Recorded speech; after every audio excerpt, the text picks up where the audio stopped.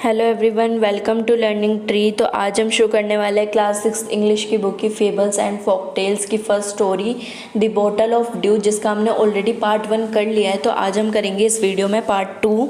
तो शुरू करते हैं। रामनाथ वेंट होम, रामनाथ घर चला जाता है। And after talking to his wife, अपनी वाइफ से बात करने के बाद started cleaning his large fields, वो अपनी जो उसकी खेत होती है उसको ना क्लीन करने के लिए चला जाता है, उसको साफ़ करने के लिए चला जाता है। Which had been lying empty all these year, जो कि इतने सालों से खाली थी। ठीक है। There he planted rows and rows of banana plants, उसके बाद वो साफ करने के बाद उसको जो है line by line, rows and rows का मतलब होता है कि लाइन बाय लाइन अपनी बनाना प्लांट्स लगाता है। ही टेंडेड दैम केयरफुली, वो उनकी बहुत अच्छी तरीके से देखभाल करता है।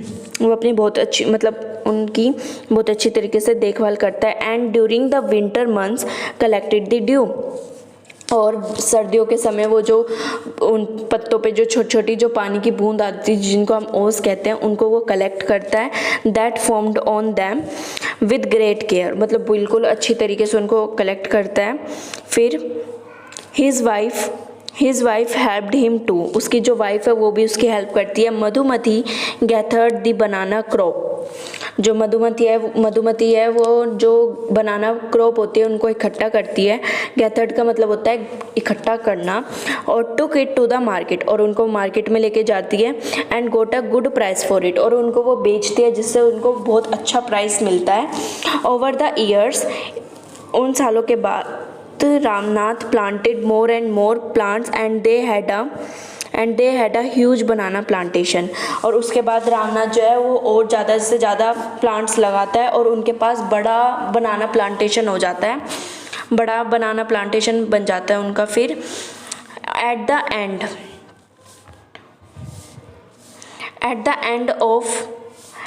End of 6 year he finally had his 5 litres of due, और वो 6 सालों के बाद उसके पास फाइनली जो होते हैं कि 5 लीटर ड्यू जो होती है वो इकट्ठा हो जाती है।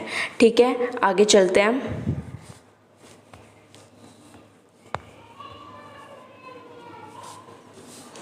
Carefully he took the bottle to the sage, वो बहुत ध्यान से उस बोतल को साधु के पास लेकर जाता है। This says smiled and मटर्ड something over the water, मटर्ड का मतलब होता है spoke in A low voice, मतलब फुसफुसाना।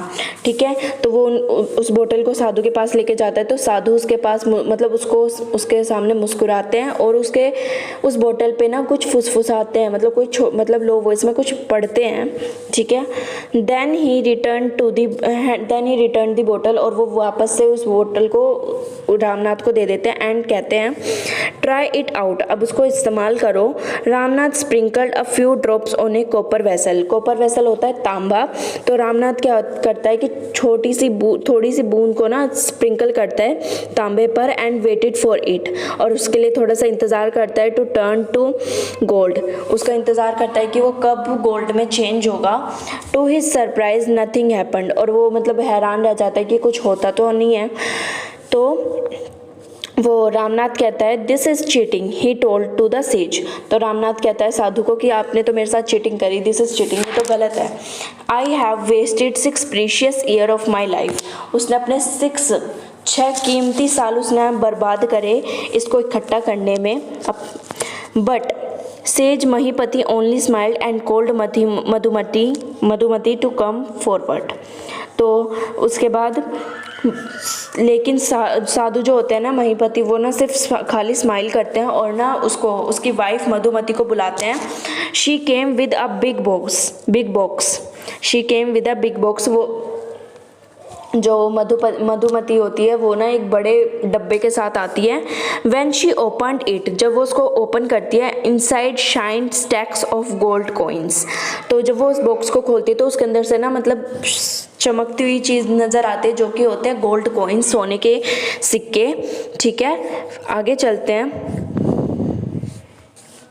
Now the sage turn to the very surprised, जो साधु होते हैं वो बहुत मतलब वेरी सरप्राइज्ड हो जाते हैं, मतलब हैरान रह जाते हैं। रामनाथ एंड सेड, रामनाथ कहता है there is no magic potion that can turn things into gold, कि ऐसा कोई जादुई औषधि नहीं है जो कि किसी भी ऑब्जेक्ट को या क्या किसी भी थिंग्स को गोल्ड में चेंज कर सकती है। You worked hard on your land and created this plantation, तो उसने अपनी जो लैंड है उस पर बहुत ज़्यादा हार्ड वर्क किया तभी उसको इतनी बड़ी प्लांटेशन उसकी बनी।